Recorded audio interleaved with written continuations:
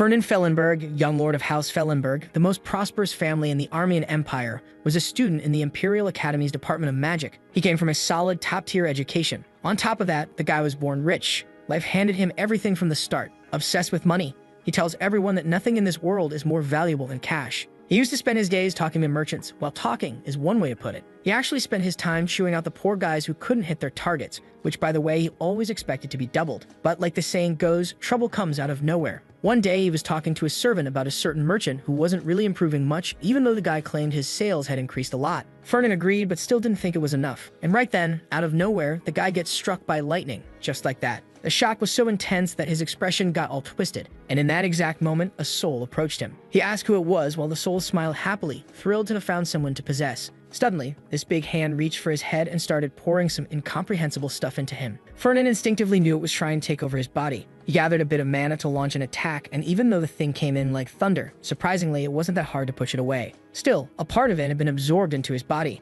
and at that moment, unfamiliar memories started flooding his mind. Ferdinand opened his eyes in panic, and someone asked if the young lord was okay. He looked completely scorched. Hard to say he was doing fine. Then strange writings began to appear in front of him. Prophecies about the end of a world, the arrival of 72 demons, him getting kicked out of his family. On top of that, he'd end up a beggar and lose all his money. The kid's future was worse than anything he'd imagined. Losing the whole world, sure, that was bad, but going broke, that was just unbearable. From that day on, he started trying to figure out what had happened, what that thing was that tried to possess him, and how those memories ended up inside him. Unfortunately, he never found any real answers. But one thing he was sure of, there was a very good chance that those prophecies might actually come true. Why? Because ever since he received those memories, he'd been using them to make tons of money. The problem was, he wasn't happy about it, because that meant the memories were probably real. And if they were, then one day, he'd lose everything. He offers him a cup of coffee, but Ferdinand turns it down. He picks up a little newspaper, takes a glance, and the guy keeps an eye on him. Then he asks if the kid's been feeling weird lately, and Ferdinand says no. But the guy's certain something's off. He's been looking seriously troubled for about half a year now.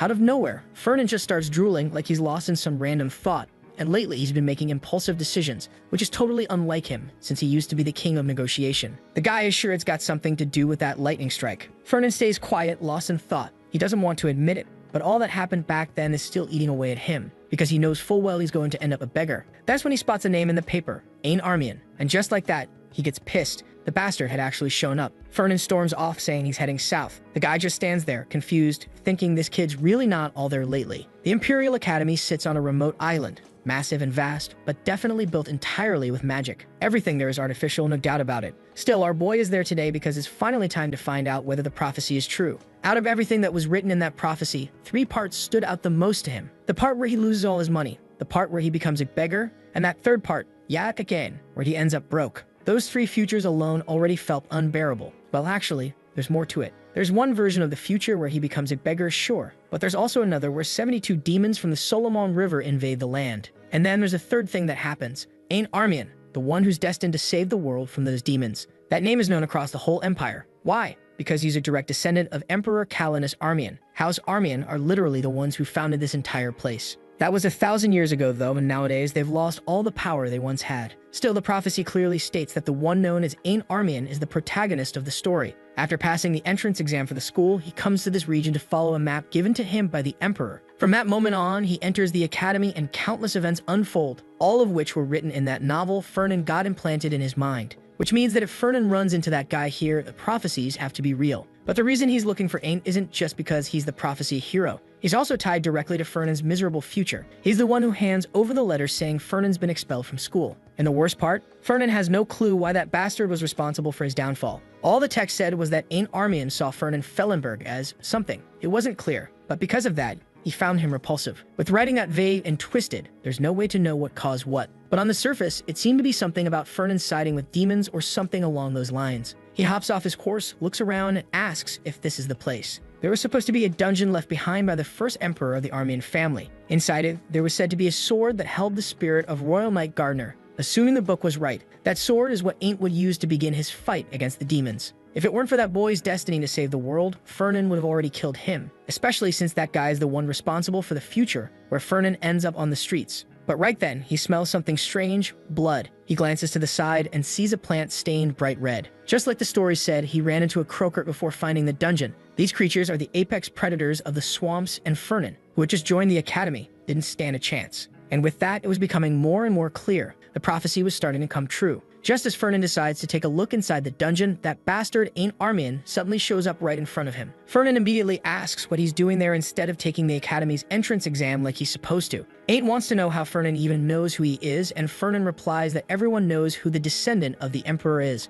But the blonde kid has no idea who Fernan is. Fernan introduces himself, and it seems like he doesn't have the best reputation. The blonde kid gets startled and asks if he's that infamous Fernan Fellenberg. Fernan's expression drops a bit, and he tells him to show some respect. Then he asks if he's hurt because he fought a croaker. Ain't says yes, he's covered in blood. Right then and there, Fernan tosses him a high-grade potion and mentions that it's worth 10 times more than a regular one. Ain't is about to say he doesn't have the money to pay for something like that, but Fernan tells him to relax. He's not someone who needs money. Yeah, take that. Total humiliation for the poor guy. Then Fernan adds that the kid has imperial blood. He's sure this could be seen as an investment. The blonde kid stares at him for a moment, thinking that maybe Fernan isn't as crazy as the rumors say. He thanks him, but Fernan's already realizing that this guy is starting to cost him money. That potion was stupid expensive. So he starts lecturing him, going off about how valuable that potion really is, and tells him he owes him a lifelong favor. Then he waves goodbye and Ain't stays there, still thanking him, saying one day he'll repay the favor. But of course, Fernan's just standing off to the side, watching in pain as the bastard downs a potion that cost him hours and hours of work. Not long after Ain't enters the dungeon, Fernan follows him. He can't believe it, but there really is a dungeon in a place this remote. What confuses him is the number of magical lamps still working inside. When he picks one up, he realizes it's a special lamp that absorbs mana from the environment to stay lit forever. That thing's worth a fortune. And of course, since Ain's broke, he didn't even bother to take it.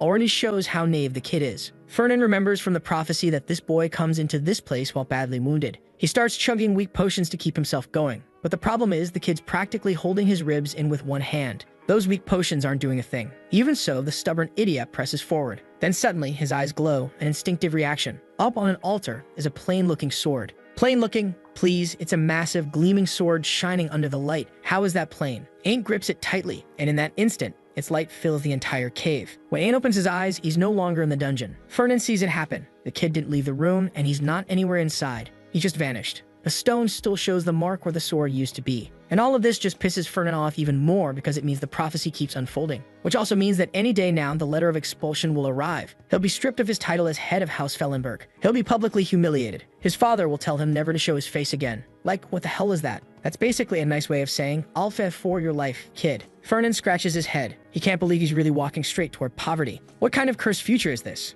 Ain't Armian is the protagonist, the hero who's going to save everyone, and also the one who's going to ruin Fernan's entire life. Still, he can't deny it. The boy is like a rising stock that keeps gaining value. The real issue is that their personalities don't match at all. Fernan only cares about money and profit. Ain't Armian is all about honor and justice. If Fernan lets his real personality show too much, he might lose his chance to build any kind of connection with the guy. He says it's a tough problem. The butler asks what he's talking about. Fernan asks Hyde what he thinks. There's a certain investment opportunity that could bring in a ton of money if they go for it. Hyde says he'd invest without hesitation. Fernan agrees, but then asks, what if the people managing this investment have a personality that completely clashes with his own? Hyde answers that it's not a problem. The Duke always said even personalities can be aligned when money's involved. That makes Fernan pause and think, yeah, he's right. No need to overcomplicate things. The principles were the same. Invest, take the risk, and make a fortune. Clashing personalities could be overlooked when the potential profit was that high. Still, he needed more information, and he needed it from Ain't. So right then, he says he's heading out. The butler tries to remind him that they have a meeting scheduled with someone later, but the boy's already gone.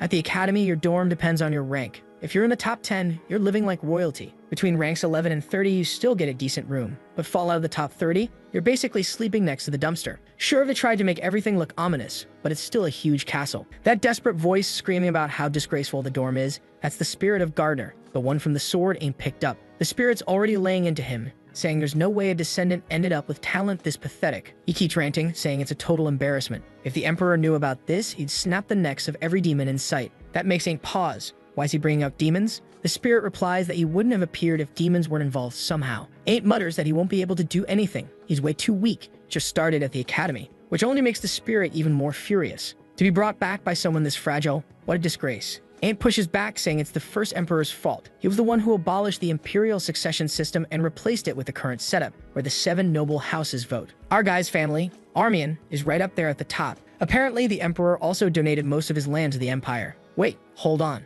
Armian is Ain't. That means our main guy is Fellenberg. The blonde kid goes on saying that because of all that, they even lost their sword techniques. Basically, he's summarizing the past century for the spirit. But seeing how much of a mess things are now, he tries to lift the spirit's mood a little. He still has potential. And besides, the spirit could help him restore the family's honor. Maybe showing up now is all part of the Emperor's plan. Then someone knocks at the door, calling out for Ain Armian. From the voice alone, you can already guess who it is, right? Yep, it's him. That smug bastard's already standing there in a suit, smiling like always. He asks if Ain's busy. Ain says not really. Nothing urgent. Fernan says it's a good time then. They should go somewhere a bit quieter. It's way too chaotic in there. Ain tells him to wait a second. He just woke up. But Fernan cuts him off, reminding him who gave him the potion, and tells him to get moving. Obviously, Ain's trying to hide the spirit that's floating right behind him, but it's likely only he can see it. Now the spirit wants to know who that guy is at the door. Ain explains it's a boy from the Fellenberg family. Even the spirit, who just got revived, knows exactly who they are, filthy rich, and nothing else. He warns Ain not to get involved with people like that.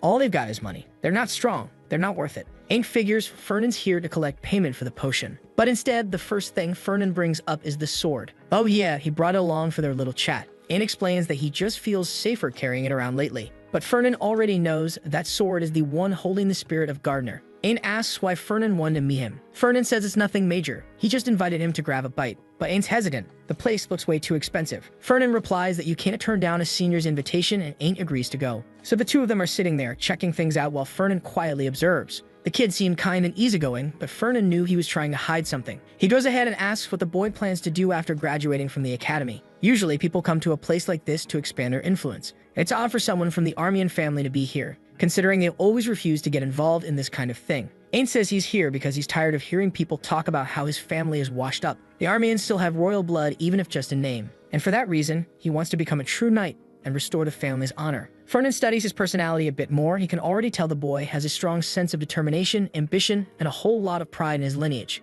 They keep chatting about whatever until the scene shifts. Finally, Fernan feels like he's starting to understand the kind of person Ain Armian really is. His original plan was to sponsor him a bit and buy him some things to invest in him. But judging by the boy's personality, Fernan knows that would just feel like an attack on his pride. This kind of investment needs a push and pull approach, kind of like a relationship. You give a little, and then nothing, then give a little more, and nothing again. He knows that with someone gentle, the only way to build trust is by gradually earning their loyalty. And only then, when the timing is perfect, they'll reel him in. Right then, the butler shows up and asks where he's been. Fernan asks if they've spoken to the Birchevs yet, and the butler says, yeah, the Birchev girl he needs to talk to about that whole issue with the merchants has actually been waiting for quite a while. Fernan had completely forgotten about her. The butler says that if he'd known she'd take this long, he would have told her to come back another time. But she decided to wait, and it's been 3 hours now. She probably thinks Fernan's been deliberately stalling to get her to give up. To which Fernan replies that honestly, that just makes things easier. If she's discouraged, it'll be even easier to crush her. Whoa, easy there, kid. He laughs and says that either way, he still needs things to go well with the Birchevs.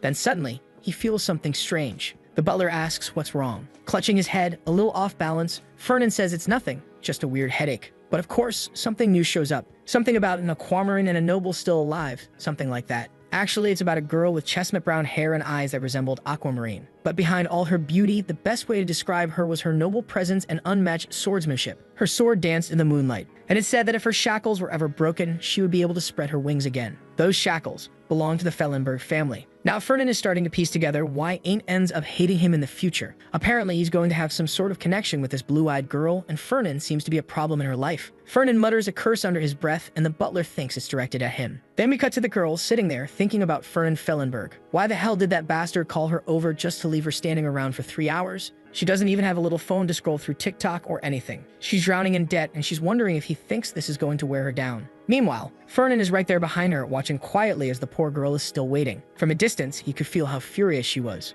It turns out the Birchev family, her family, comes from a remote northern city. They used to guard that region, but after a massive monster attack, they were basically wiped out. The fortress they had built was completely destroyed, and now they're desperately trying to scrape together money to rebuild. They even sold off some kind of golden patent that granted certain rights, but it wasn't enough. And the one who rescued them, the one who extended a helping hand, that was the head of the Fellenberg family, our boy's father. But of course he didn't do it out of pity. The Fellenbergs had always been talented in magic, but swordsmanship, that was another story. And the Birchevs, with their flawless sword technique, were starving. It was the perfect opportunity. So our boy's father offered them a loan, one they'd never be able to repay. The Birchevs survived annihilation only to now slowly die under crushing interest. This was the perfect chance to put pressure on them and force them to hand over their magical swordsmanship. But the problem with the Birchevs now is her. She's the one who, in the future, becomes Ain't Armian's lover. Her potential, her intelligence, her looks, it's all exceptional. The only thing she lacks is wealth. Given her talent and her connection to Ain't, all Fernan has to do is make sure she doesn't hate him. So he walks into the room and says she arrived earlier than expected. He apologizes, saying he got distracted and never meant to keep her waiting. She tells him not to bother apologizing, her time's already been wasted. He insists again that it wasn't on purpose.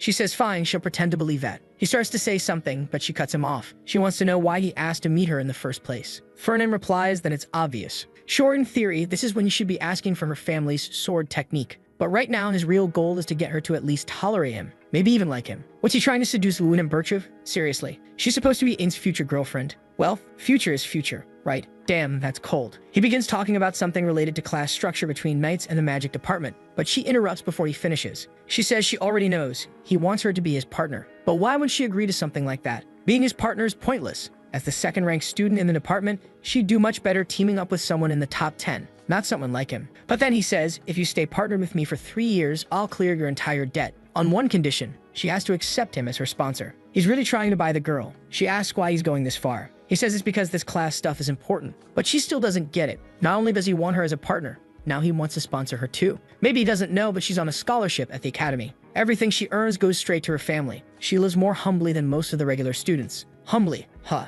Sitting there in a luxurious chair while a woman adjusts her clothes. Oh right, she doesn't buy clothes. The women sew for her. Got it. Fernan tells her to stop overthinking it. He just wants to invest because she's talented. Nothing more. But she knows how nobles work. They never sponsor anyone without expecting something in return. At that point, Fernan makes up his mind. Even if she hates him, he's going to make her accept this. He says the Fellenbergs and Birchevs share noble status. They're not the same at all. The Birchevs' swordsmanship pride couldn't compare to the strength, wealth, and royal lineage of the Fellenbergs. Ouch. That hit hard. She's clearly offended. So Fernan changes tactics.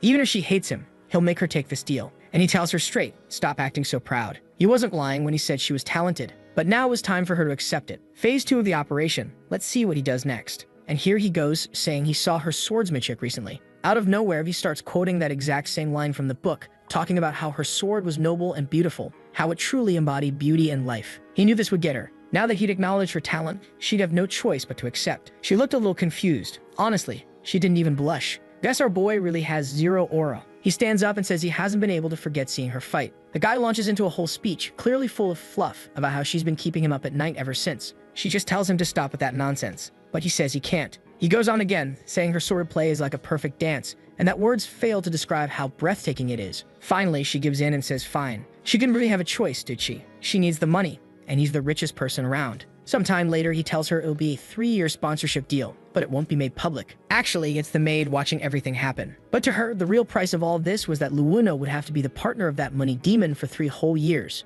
And that's just bad news. Now she's sounding all sultry, saying the offer was too good to pass up. Not to mention the boy said he saw something in the way her sword moved, potential. The maid asks what exactly he said, and Luwuna tells her. He said it was a supreme, noble, beautiful, and living dance. That's when she finally blushes, saying it felt like he didn't even have the words to describe her beauty. The maid doesn't seem happy about it. Whoa, jealous much? Let the guy work his charm. She admits the bastard's got good taste, but if she ever runs into that greedy gnome again, she's going to crush him. Yup, the maid's into our boy. She says that kid is definitely using charm tactics. He's got good looks and intense eyes. Right away, Luwuna picks up on it. The maid's got a thing for that type. Luwuna says she didn't exactly feel seduced. She was more suspicious of the whole thing. Still being financially backed for 3 years, she couldn't say no, especially with her family completely broke. The maid says she gets it. But even so, Luwina's ranked 2nd, and that Dan Fillenberg is only ranked 10th. Just then, our boy's attendant shows up, Hyde. He says the Lord wants to see Miss Luwina. He'll be waiting for her at the training grounds, and she should head there as soon as possible. The maid clenches her jaw while Luwina tries to make sense of it all. She can't figure out what's going through his head. And there he is, our guy, striding in style with that magic staff strapped to his back, probably worth 15 quadrillion coins. Luwina may be ranked 2nd, but the current number 1 is someone named Alan Donnertz. Even so, she had enough talent to one day be among the top 10 strongest on the continent. Now it was time for our boy to find out if she was a hidden gem or not. She steps onto the training field, saying she still doesn't really understand what he's thinking. Fernan explains he's here to prove that joining him wasn't a bad decision. She already knows what that means. He's going to try to prove it by fighting her. So she warns him he doesn't stand a chance. At rank 10, all he's going to do is get beat, though she does admit he's not that bad. Still, he needs to understand the gap between rank 2 and rank 10 is huge. But he just tells her to come at him already. She says alright, she'll give him the chance to prove himself. Oh boy, he's already channeling his magic. Finally, this guy's about to use something other than raw cash. Right away, a bunch of stones shoot down at her. Our boy's chanting in some unknown language and the attack flies straight at her. But she just spins her sword once and slices everything apart, all while smiling.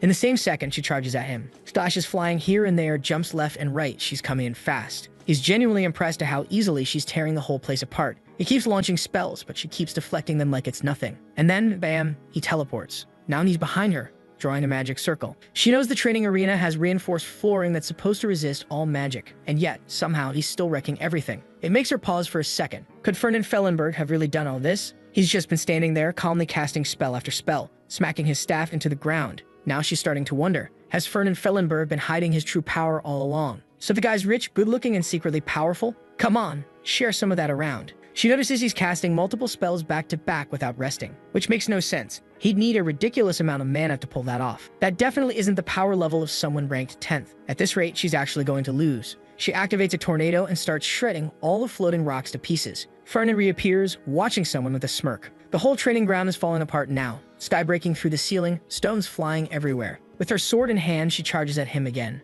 Another flurry of slashes. And now, our boy's still just standing there. Let's see if she hits him. But suddenly, the sword clatters to the ground. Wait, no, that was his staff. Looking all sheepish, he says he gives up. She immediately suspects he's messing with her. Is he seriously trying to humiliate her? He says no, he's completely out of mana. He literally can't do anything else. She stares at him for a moment. He doesn't seem like he's faking. It all makes sense now. He drained his mana entirely. There was no way he could have won like that. Since she managed to defend herself, that clearly counted as her victory. But even so, she still felt uneasy. Something about the whole thing just didn't sit right. Then Ferdinand says he's got something for her. Yep, this is her prize for beating him. A box of chocolates. He knows she likes them. Apparently, his family produces some of the finest chocolate out there. He's sure she won't turn it down. And if she doesn't want that one, he could always buy some Kraken chocolate instead. A little dazed and practically drooling, she says it seems like he's been doing some research on her. And he fires back, saying he wouldn't go that far for someone like her. Begs, is he in love or not? Make up your mind. He says he just looked up a few people in the top rankings. She replies that's exactly what stalking is and turns her back.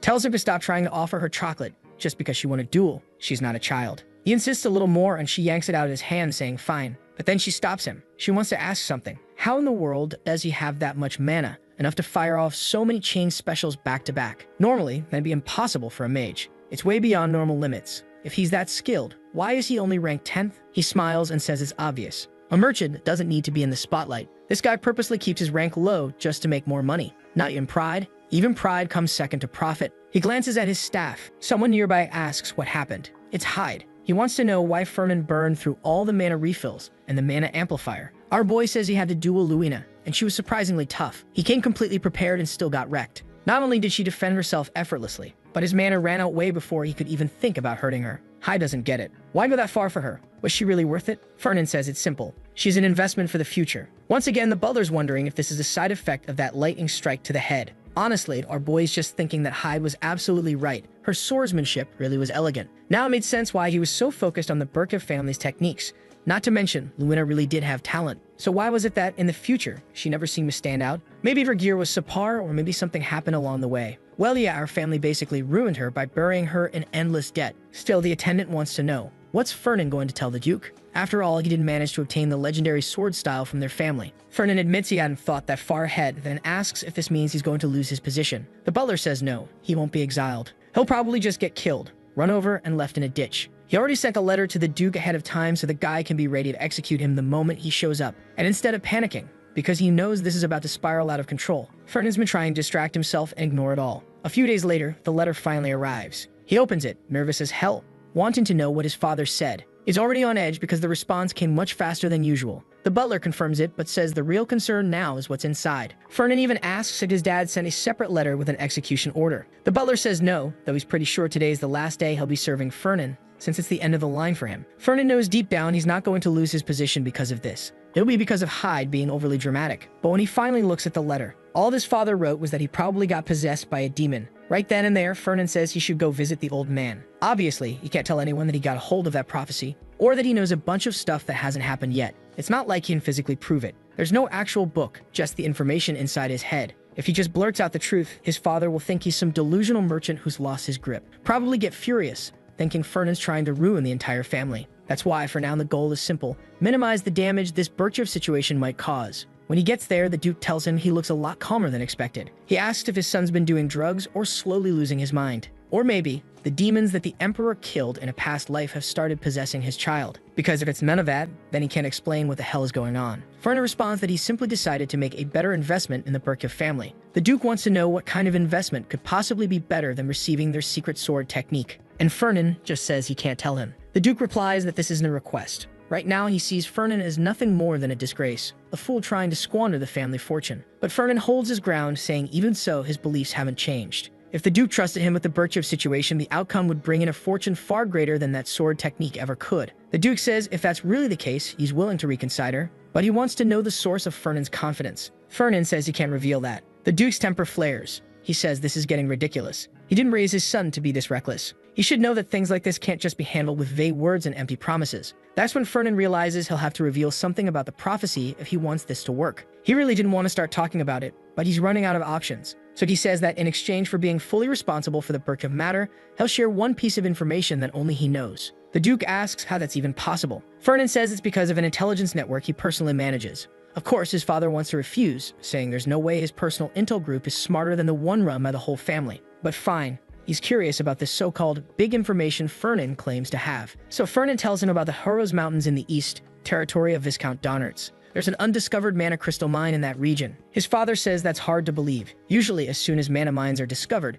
they're stripped clean. How could Fernan's group, which is clearly inferior, know about something like that, while their intelligence team missed it completely? He even says Fernan's group is made of children. Fernan just shrugs and says kids love digging in the dirt. They got lucky. All this father needs to know is that the amount of mana crystals down there is more than enough to cover the potential loss from the Berkyev negotiations. The Duke's face turns serious. What can he say? He loves money too. A mountain of wealth was enough to make any problem disappear. Mana stones, rare crystals containing magical energy, are one of the best ways to get rich. The only problem is, in the prophecy, this mine is only mentioned briefly. There's no exact location, and Fernan himself hasn't seen it. He doesn't know how big it is, or if it really holds that much value. But right now, the goal is to buy himself time with his father. He also remembers that the Donnert's family had some sort of supply operation there, but it failed after a cyclone hit. Obviously, they were supposed to claim that mana mine for themselves. But now Fernan's family has a chance to swoop in and take advantage of the situation. The Duke says if what Fernan said is true, it could fix the mess he made, but it'll have to be verified first. For now, Fernan should return to school and focus on his studies. Fernan thanks him and walks out, sweating, thinking that at least he managed to calm the Duke's temper. But just as he's walking away, his father calls out, "Fernan." He turns around, panicking. What is it? The Duke just invites him to dinner, since he's already there. Later, the Duke talks with the butler, looking a bit disappointed. The Black Turtle, his family's intelligence group, missed something this important. He snacks quietly, saying he'll look into what's going on with their information network. Then the Duke asks what the butler thinks about Fernan. He says the boy's been shaping up to be a respectable merchant. The Duke agrees, but still wants to know how they found out about this mine. It just doesn't add up. They should also investigate Fernan's intel group, find out how they're getting this kind of information. Maybe that's what they specialize in. Apparently, Fernan's group is called the Golden Pillar, and Fernan himself is a specialist in locating mana stones. Even though he has top-tier talent in fire magic, he focused entirely on earth magic just to understand more about stones. That little bastard. The Duke says in a way it makes sense. His son's magical talent fits, and his group investigates exactly that. Still, they need more details. The butler suggests they be careful. Fernan might already be growing faster than they expected. But the Duke smiles, saying he hadn't expected anything so extraordinary to come from his son. If it turns out to be true, that's great. But right now, they need to look into that Luina Berkyev girl and figure out how she managed to seduce poor little Fernan Zinho. The butler says it sounds like the Duke actually believes she seduced him. He says of course he believes it. He raised Fernan to be a brilliant merchant. Why else would the kid throw money into something so stupid? The reason is obvious. He got defeated in the game of love. Still, he gets it. The boy's young. Youth isn't easy to control. But the Duke, he's not young anymore. He doesn't care about their relationship. What matters is understanding why Fernan's getting involved in all of this. Why is that boy, who loves money more than his own father, suddenly choosing something like this? The scene shifts to Luina, happily eating a giant ice cream cone that our boy gave her. They're talking about someone named Carlos. Apparently, he also wanted to sponsor her, but once he found out Fernan already was, he went after someone else. Fernan asks why she told him she needs to understand that rumors spread, but she replies that in the end, everyone's going to find out anyway. Besides, she already knows people will assume she's only partnered with him for the money. And the reason she doesn't want to hide it is because, well, that's exactly what it is. He nods and says, yeah, money is great. He really likes it. With money, there's nothing you can't get. Right then, she understands why people call him the demon of wealth. That's exactly why she hates him. And that's when he hands her something,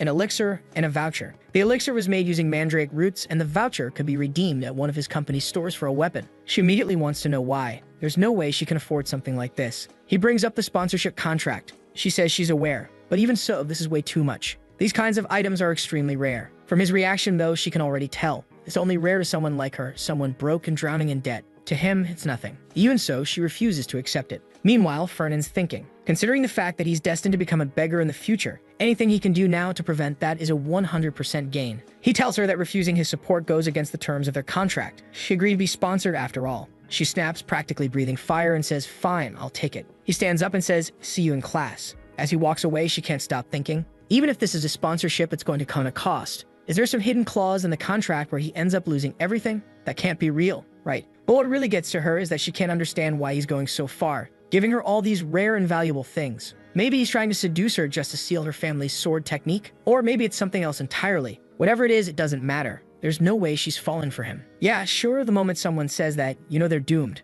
Poor Ain Armian. Somebody tell him his future fiancée, who he hasn't even met yet, has already been stolen. Meanwhile, back in class, Fernan knows Ain is supposed to be around somewhere. But where is he? Ah, there he is, standing quietly off to the side. Today's lesson is about real combat training and swordsmanship, the deadly kind. And according to the prophecy, this is where Ain is supposed to start drawing attention. This is the beginning of the story, the moment the world starts watching the hero rise. Fernan wants to know what Ain's doing here. Did one of the students catch his eye? Fernan, being part of the ranked students, says he's supposed to keep an eye on the incoming competition. He asks if the guy's here to observe Ain Armian, and the other boy grins and says, of course, he's from the Imperial bloodline. Considering that Ain's family descended from the great savior himself, and that it's been 100 years since any of them enrolled in the academy, yeah, people are definitely curious about him. That blonde guy's name is Ludger Schwaben. He's the second son of the current ruling family. 100 years ago, they were elected as the new Imperial family, and they've held power ever since. Turns out they share ancestral roots with Ain's family, but their bloodlines split off a long time ago. They place a lot of value on their current position, and now someone from the same ancestral line, Aint, might come back and take that spotlight. So naturally, he's attracting a lot of attention. Ludger tells Fernan there's someone else interested in Aint too, a guy named Varen Kalbunder.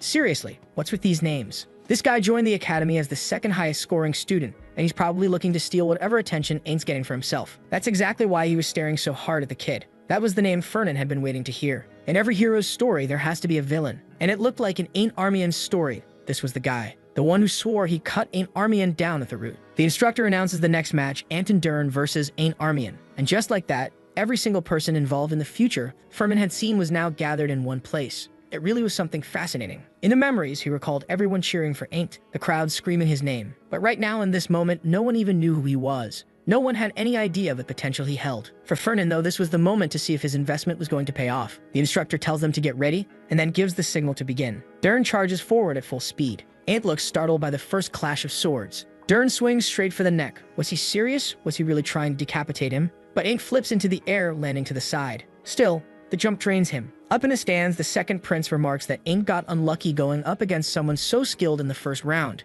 Anton Dern had ranked 10th in the entrance exams. Definitely not someone to underestimate. For the record, Aint had ranked 36th, and that was before he got his hands on the Emperor's sword. The second prince shrugs and says there's nothing worth watching here and starts to leave. But Fernan says he thinks something interesting is about to happen. Right on cue, Aint launches a wide slash straight at his opponent's face. A grazing cut across the cheek, his uniform tears open. And in that moment, he realizes, if the blade had gone just a little farther, he would have been sliced clean in half. Now, even those two smug guys who were looking down on the blonde kid are suddenly paying attention. Fernan can tell that Aint only struggled at first because Dern came in too aggressively. It was just a lack of battle experience, but the talent was clearly there. And once he locked in, it only took seconds for him to beat the guy who ranked in the top 10. Now Dern's on his knees, totally humiliated, defeated by the guy who was ranked 38. Wait, wasn't it 36 before? Is his rank dropping by the minute? Dern flares up with aura, shouting that there's no way he's going to lose here. Off to the side, a pair of students comment that Aint's doing better than they expected, but there's no way he could beat someone who ranked 10th. The second prince adds that, well, at least he's living up to the Armian name. For someone supposedly untalented, he's putting in a decent effort. Fernan, however, sees it completely differently. Lack of talent? That wasn't it at all. The truth is, the kid came from barren lands.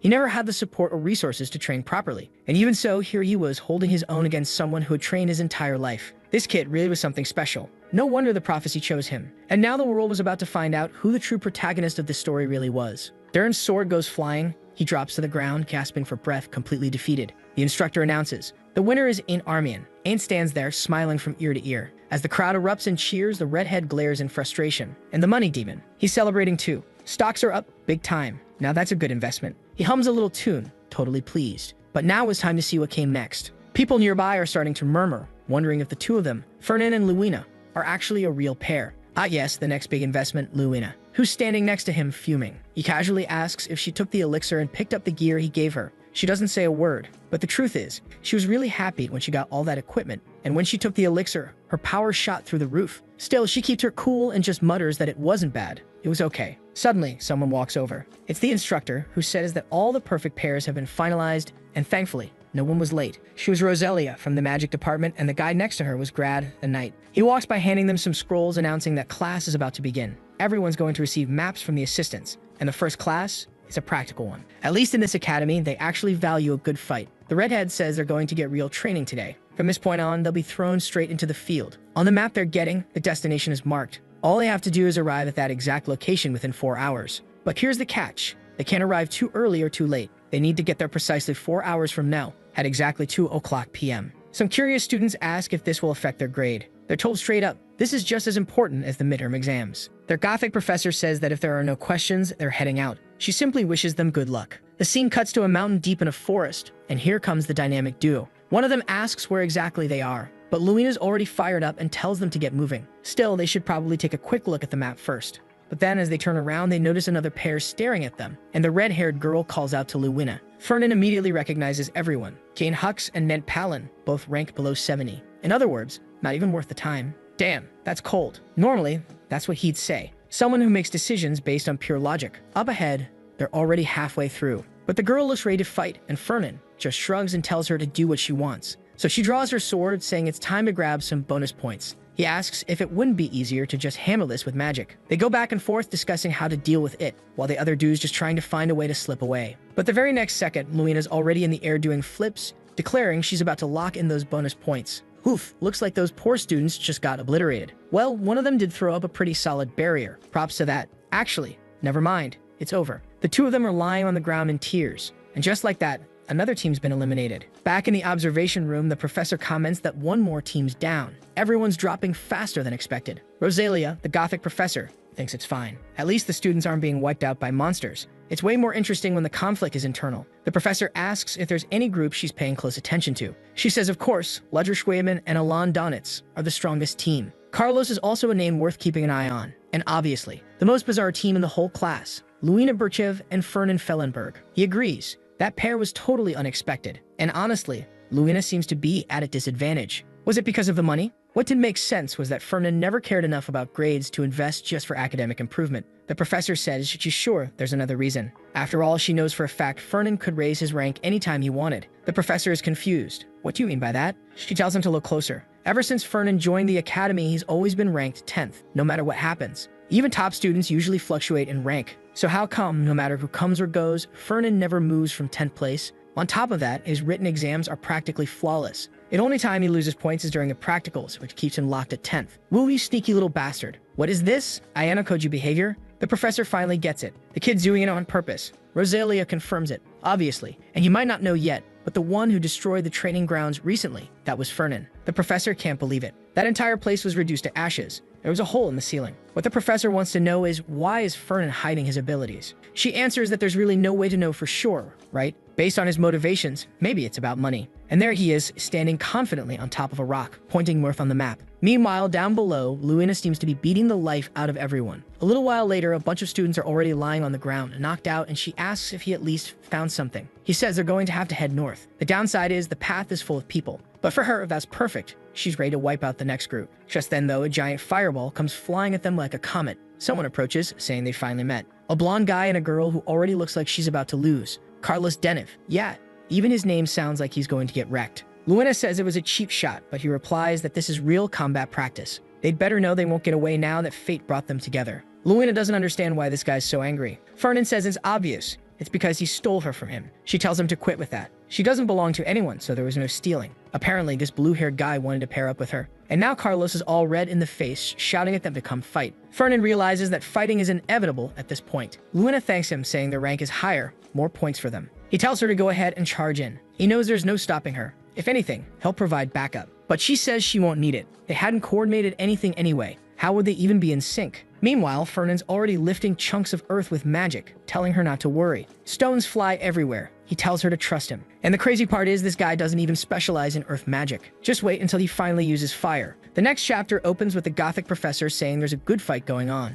It's on the Eastern Mountain. No monsters are supposed to appear there, so it's worth checking out. Turns out the two teams she'd been watching are now clashing. It was finally time for her to see what Fernan Fellenberg could really do. And there he is, hurling boulders while Luina charges in. It's a real fight between powerhouses. She thought the blue-haired guy was a swordsman, but apparently he's a mage. Seems like every guy in this world is a mage. Our dear Luina is confused. Her body feels incredibly light. There's only one explanation. Fellenberg used support magic, but when did he even cast it? He's too smooth with it, already backing her up mid-fight. She glances over and gives her a wink. She realizes he's insane. Right then, she almost gets slashed by the other girl, but dodges just in time. Now is not the time to be distracted by that idiot. She needs to finish off Alia. She blasts a powerful explosion, and Alia blocks it. Now the two of them are locked in close sword combat. But then Alia's partner fires off a lightning bolt. You'd think Fernan would step in, but no. Luina gets hit. She's paralyzed, unable to move. Alia steps forward, saying this is the end. Luina mutters that it's nothing, but it's too late. Alia activates her aura and says it's over. Then a golden flash streaks across the field. Not lightning, a meteor. No, turns out Fernan used a kind of teleportation. He pulled off a substitution spell and brought her right to his side. She's stunned. What was that? He simply says, magic. It's a new technique he developed with his family. Turns out it's pretty useful, and this was the perfect time to use it. It allows him to switch out anything that has the exact same weight. She asks how he knows her exact weight. He replies that it's all recorded in the Academy's student registry. She laughs, saying that stone must have been really heavy. They nearly attacked again, but the scene cuts off just before they do. She immediately says she's going to have to erase those student records later, but for now it's time to deal with this fight. She tells Fernan to back off and charges at the opponents. She asks him to at least hold off that annoying Carlos while she takes on Alia. Right then, a magic circle appears near Fernan. He's thrilled. Finally, the guy is using what he actually knows. Carlos specialized in lightning magic, and one of his signature techniques was creating an orb that releases multiple lightning bolts, what they called multicasting. That spell was one of the reasons he was ranked so high in the department. And now Fernan could finally test something out to see if it worked. He slammed his staff into the ground and started chanting in some strange language. Carlos was doing the same, muttering in that weird, mystical tone. Suddenly, everyone felt something was off. Someone shouted Fernan's name. He had just been struck with a lightning bolt right to the head. Smoke everywhere. That was already the second time he'd been fried. But of course, he was totally fine. Carlos was in disbelief. How had the entire lightning spell been blocked? On the ground, there was an item, clearly something he used, probably super expensive, the kind of thing only he could afford. Fernan explained it was something that could store energy. He just made a few adjustments and apparently worked really well. Once he fine-tunes it a bit more, he's planning to sell it in stores. Carlos says that artifact is cheating, but Fernan replies there's no such thing as cheating or cowardice on the battlefield. This was a real fight after all. Then he calls out to Luina. Carlos turns around worried about Alia, but Fernan had already given the command to finish it. Luina's bright blue eyes flare as she lands a clean hit. Nearby, the top two students, probably number 1 and 2, are watching. The Prince Ledger, the blonde one, remarks that there are only 4 people left now. Alan, the number 1 ranked student, says what really interests him is how Fernan blocked Carlos' lightning. Ledger admits he doesn't know much about Fernan. He'd been hiding for a long time, but now that he's teamed up with Burchev, it's going to be tough to keep his powers under wraps. He was unlucky to team up with someone so obsessed with grades. He's definitely going to have to work hard to keep up with her. He really does need to watch himself. This place is full of people trying to take his spot at the top. And sure enough, from behind, more students were showing up. Too bad they're all just background characters who are about to get wrecked. Won't even be worth showing them lose. At first, it seemed like they were heading to fight Ledger, but he turns around and says he'll get everyone safely to the final destination on one condition. They have to team up and take down the duo of Luina and Fernan Fellenberg. The next chapter opens with a monster getting sliced. Fernan says they're getting close to the destination, but creatures keep popping up. Luina cheers, thinking they're probably going to be the first to finish. He's busy collecting blood from one of the monsters and asks if it's really necessary. He explains troll blood is incredibly useful for crafting a bunch of potions. She says she already knows that, but come on, with how much money he has, that stuff's basically pocket change. But of course he's greedy. To him, money is money, no matter the amount. She complains and he reminds her. Thanks to that mindset, he managed to buy her. She storms off, saying she's had enough. He teases that she sounds awfully desperate to stay at the top of the ranking. She admits it.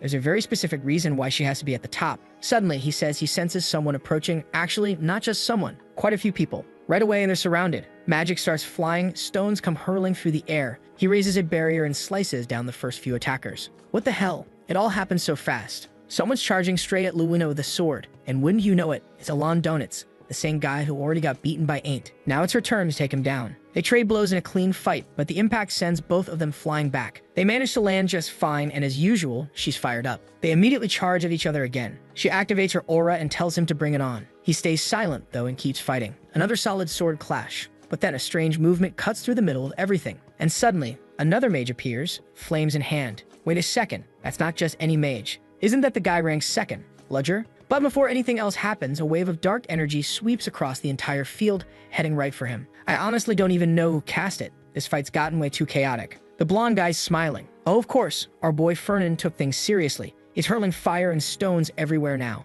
A massive explosion goes off right in front of the whole crowd of students. The other guy complains he was only trying to test Fernan to see how he react. No need to go all out and vaporize everything. He says that kind of effort isn't like Fernan at all. But Fernan just answers that this time he wants to make sure they finish in first place. The guy smiles and says it's a shame, because they can't really win. They can't settle this peacefully, but if they fight now, neither team will be able to finish. So how about this? Let Fernan and Luina take first, and they'll settle for second. That way, both sides come out ahead. Looks like Fernan's about to show what he's really capable of, and he absolutely does. He basically humiliates the guy, telling him that unfortunately, they'll have to wait until next time. The guy clearly picks up on the hint. Right then, Fernan throws down a massive portal beneath everyone. A huge magic circle appears as the ground splits. He's tearing up the entire forest. At the same time, he throws up a barrier around him and Luina. Turns out they had set up this trap ahead of time. But by then, it was already too late. Everyone else is sealed inside a stone cocoon. Fernan calls out to her, telling her it's time to go. Wait, are they really just gonna leave like that? No way it ends that easily. But it does. The headmaster congratulates everyone and announces the rankings. First place,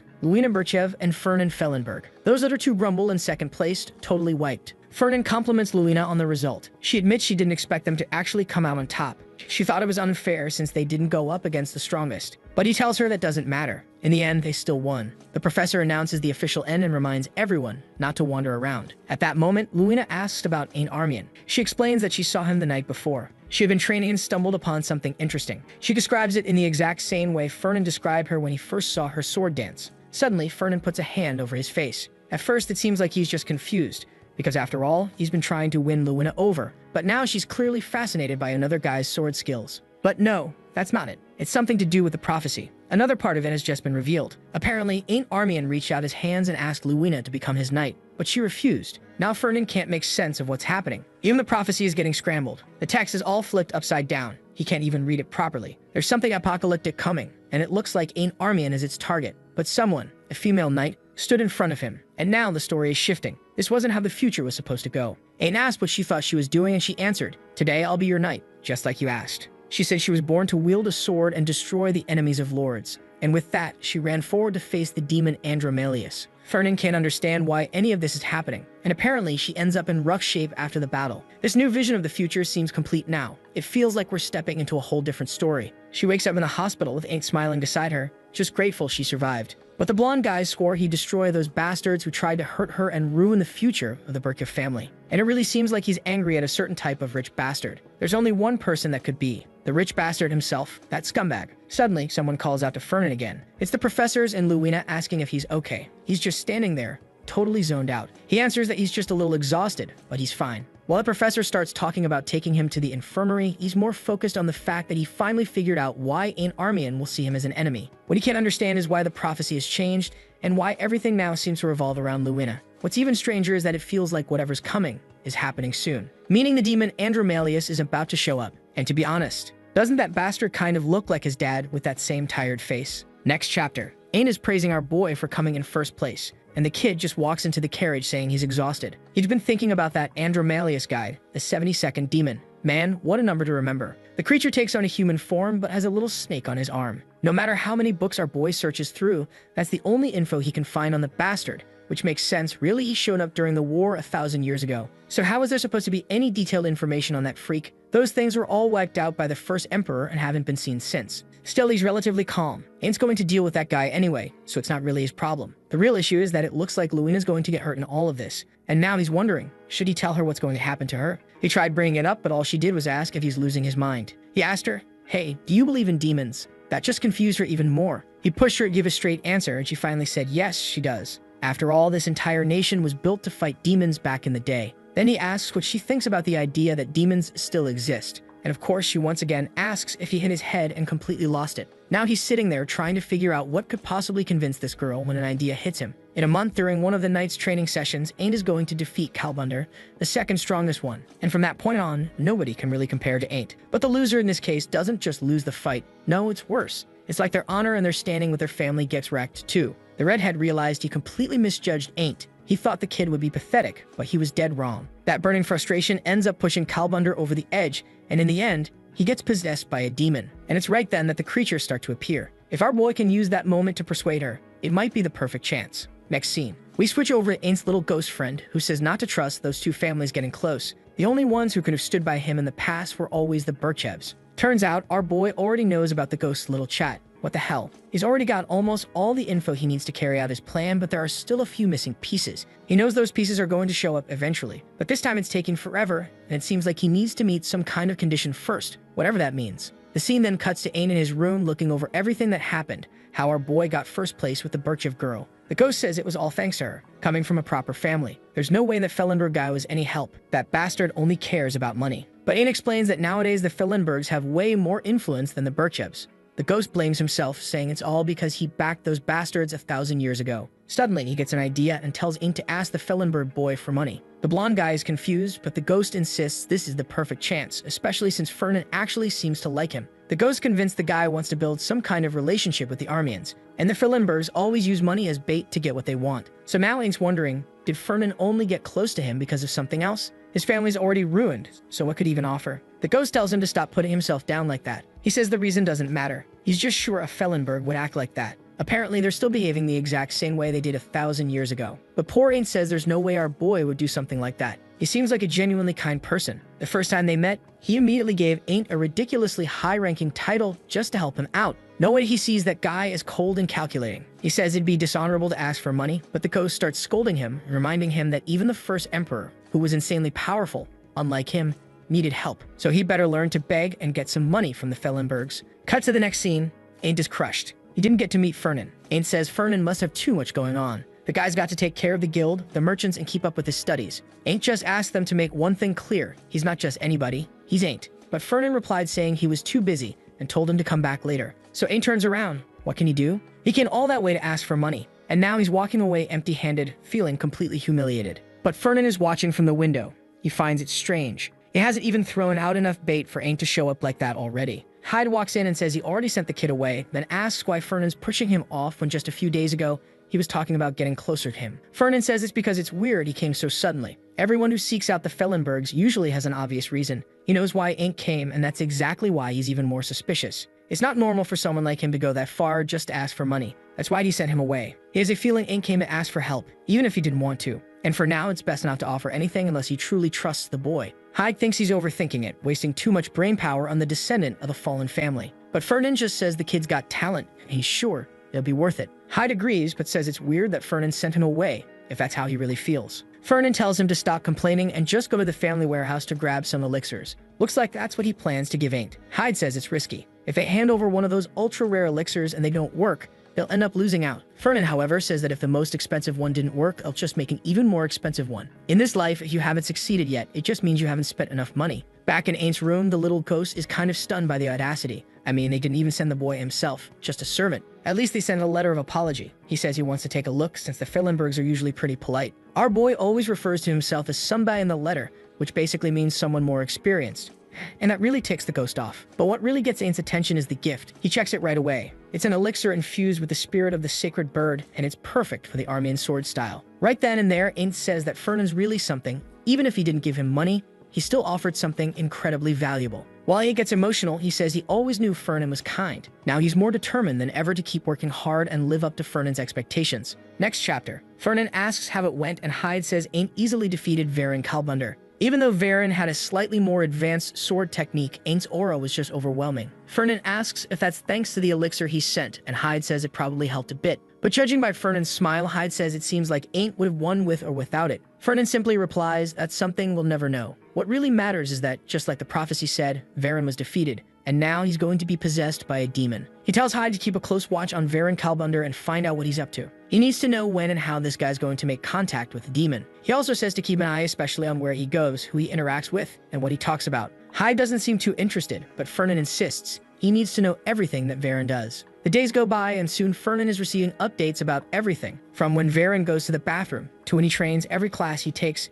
and who he talks to. 2 weeks pass since the start of this whole surveillance operation, and still nothing. Fernan is sure something's wrong. According to the prophecy's timeline, demons should have started appearing and destruction should have begun. Looks like either Hyde's slacking on the job or maybe the details of the prophecy about the possession were off. The prophecy stated that after being defeated by Ain't, Varen would grow in rage and confront him again during the mid-year exams. But the outcome would already be decided. Ain't, taught by the spirit of Gardner, would completely overpower him. And sure enough, he beat him, leaving the guy knocked out on the ground. But what Ain't didn't realize was that a strange demonic energy had started to seep into Varen's body. Suddenly, Fernan wakes up. It's morning. Apparently, he slept through the night and dreamed the whole prophecy. This time, it wasn't like before when the visions would come to him directly. It was more like a dream. Still, it seems he finally knows exactly when Varen will be possessed. During the mid-year exams after being defeated by Ain't. And here's the kicker. That exam? Yeah, it's today. The damn prophecy caught him off guard. He wasn't expecting it to be right now. Hyde walks in and tells him that finally he's waking up early and it's time for breakfast. But then he sees Fernan storing a bunch of items into his portal,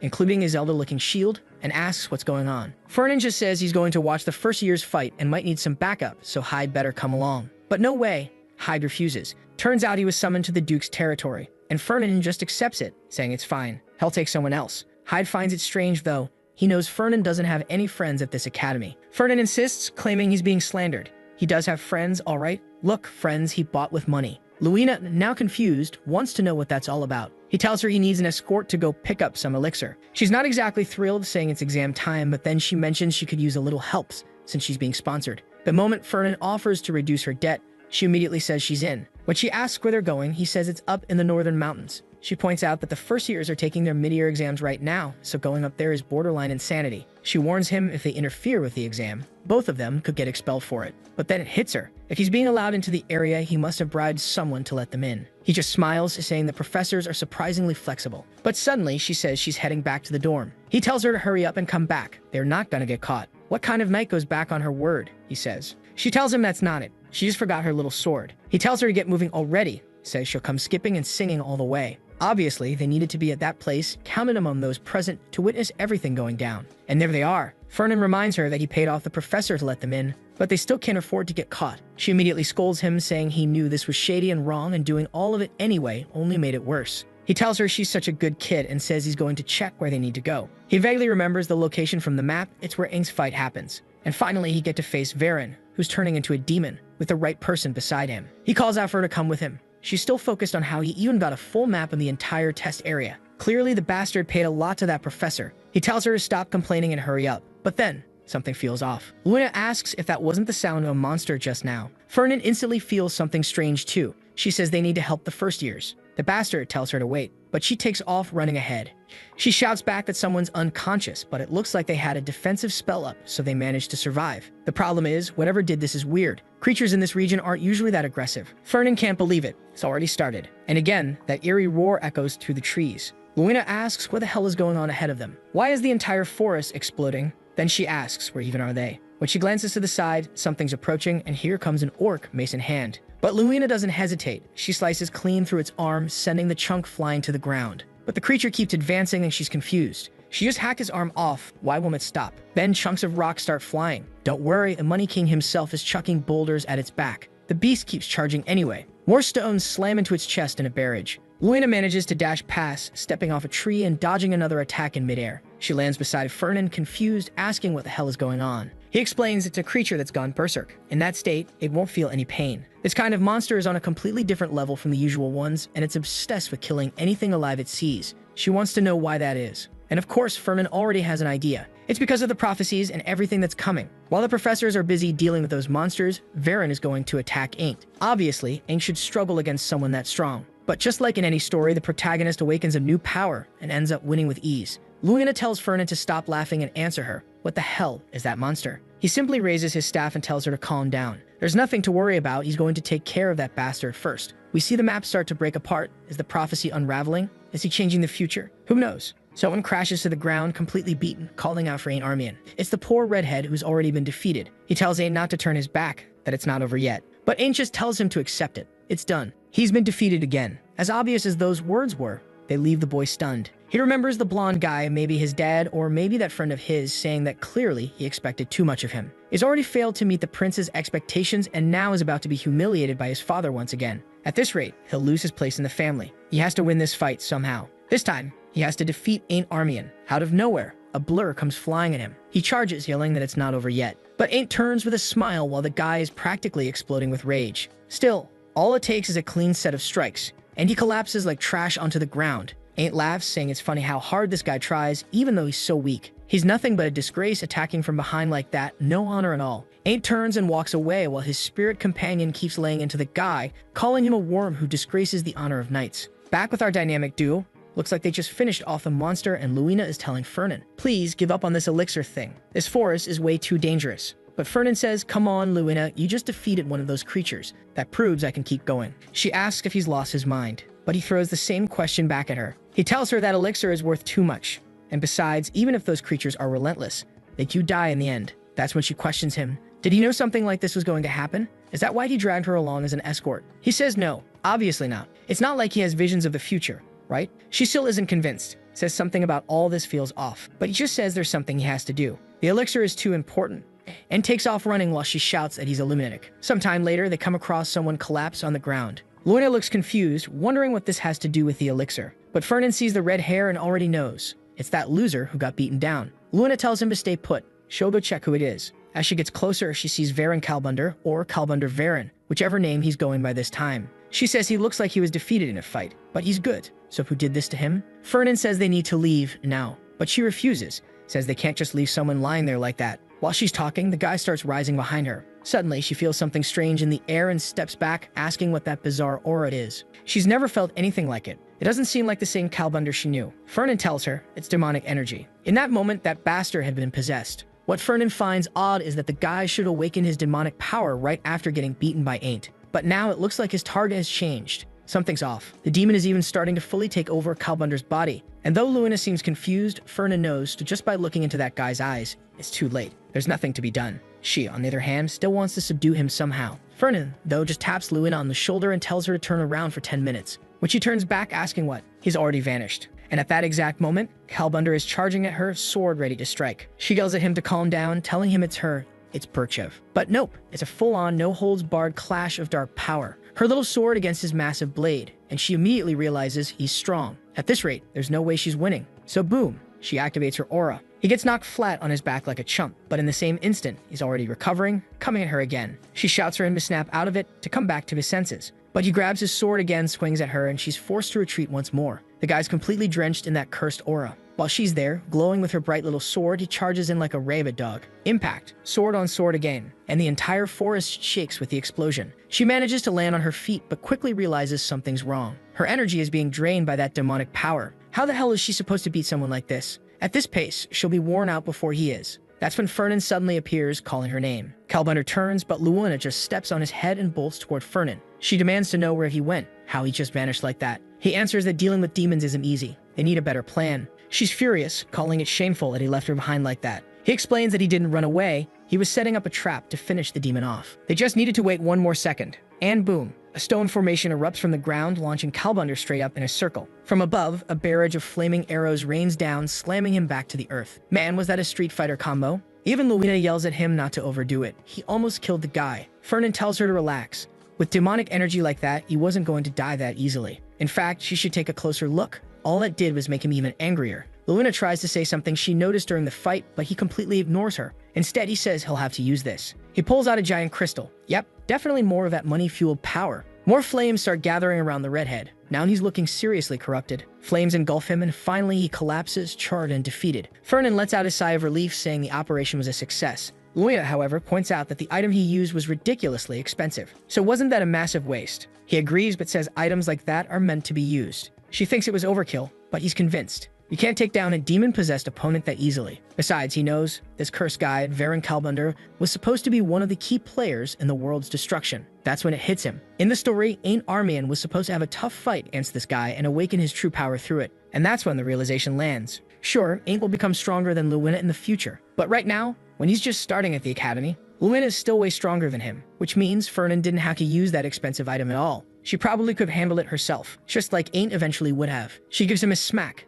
telling him to snap out of it. All he can think about is how much money he blew on this idiocy. She tells him he's lost focus and needs to get his head together. But right then, Kalbunder starts rising again. Suddenly, he lunges for another attack. But he's all twisted and staggering, like a deranged monkey. And Fernan, he just decks him in the face with a punch, yelling, "How much did I have to spend to take down this bastard?" Kalbunder drops, unconscious, beaten in the messiest way possible. Next chapter, Calbunder wakes up asking if that really was him. He can't believe it. Something like that just couldn't be real. Fernan just says flatly, that recording from the sphere clearly shows it was you possessed by a demon. There's no faking something like that. Calbunder keeps insisting that he doesn't remember fighting Ain't Armian at all, nor anything about that fight. Fernan just replies that it's because by the time he fought Ain't, he was already starting to be possessed. Calbunder pushes back, saying he never even spoke to a demon, never met one. So how could he have been possessed? Fernan says he's not really in the mood to explain and just tells him to watch the recording. He was hit directly in the head by the attack. Dozens of magic arrows pierced your body and a pillar of flames erupted from your feet. The fact that you're still standing here right now proves you were protected by demonic energy.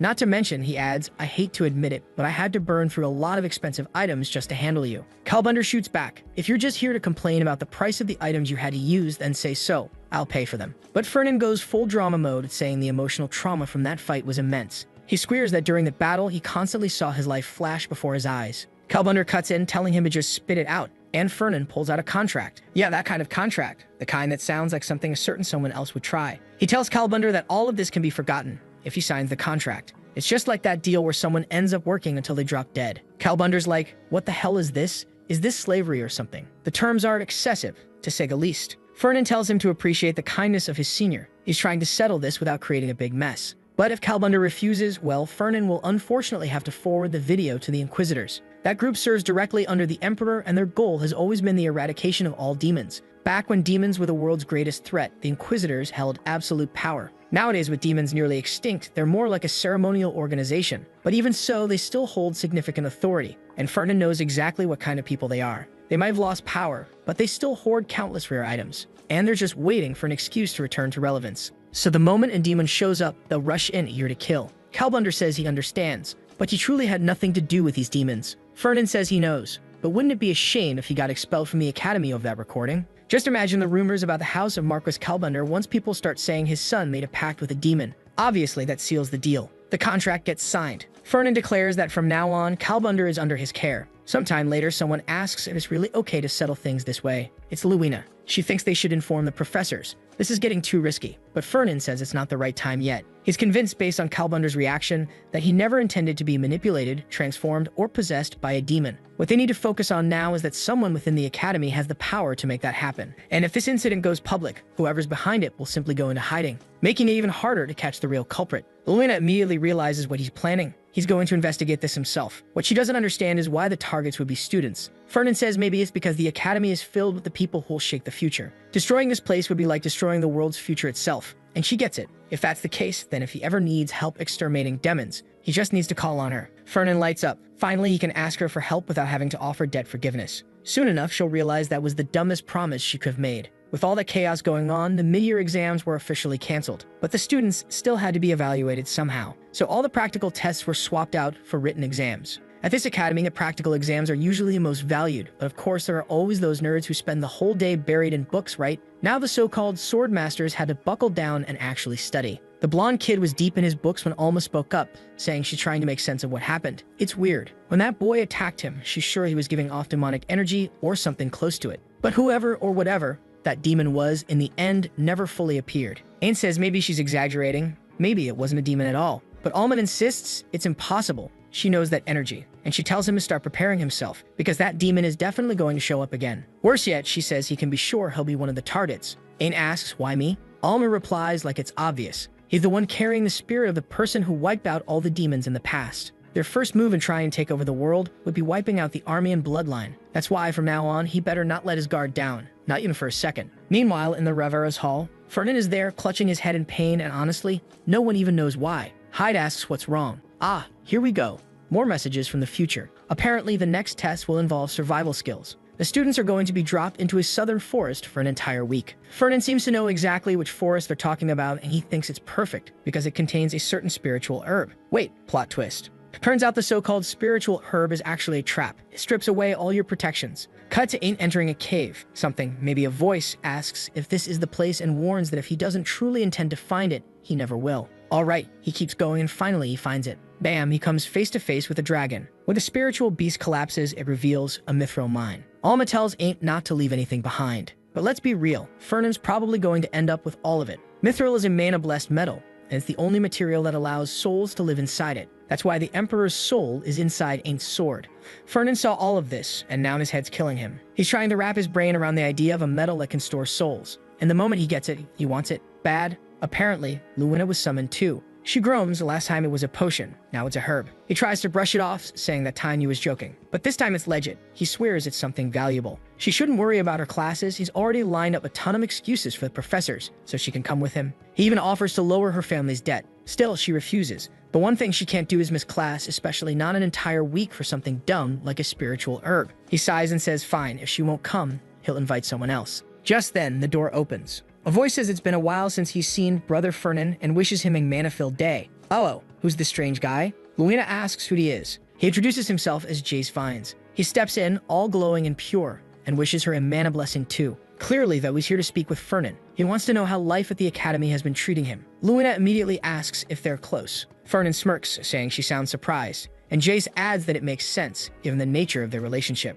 Luina says it just doesn't seem right. After all, this Jace guy is the saint of the Church of the Dragon. How is it that a holy man from a religious order and the greediest guy in the school are friends like this? Jace tells her she might not understand since she's not a mage. The Church of the Dragon god originally worshipped the dragons who gave magic to humankind. But over time, their worship shifted. Now, they revere man itself. Because of that, the church kept growing stronger, and nowadays it's basically a mage-run organization. That's why anyone who wants to become an archmage must be recognized by their church. Luina tells him to cut the chatter. She already knows all of that. What she doesn't understand is why he and Fernan are so close. And now everything starts to make sense. Jace explains that an organization dependent on mages definitely needs a lot of money, and Fernan Fillenberg just so happens to be the one who supports them the most. Countless church artifacts were created thanks to investments from that guy. That's why the church and Fernan are deeply connected. While the two of them are chatting away, Luina starts to realize once again, this bastard solved everything with money. And now she's wondering how the hell Jace is even considered a saint. Jace gently asks her to ease up with the harsh words.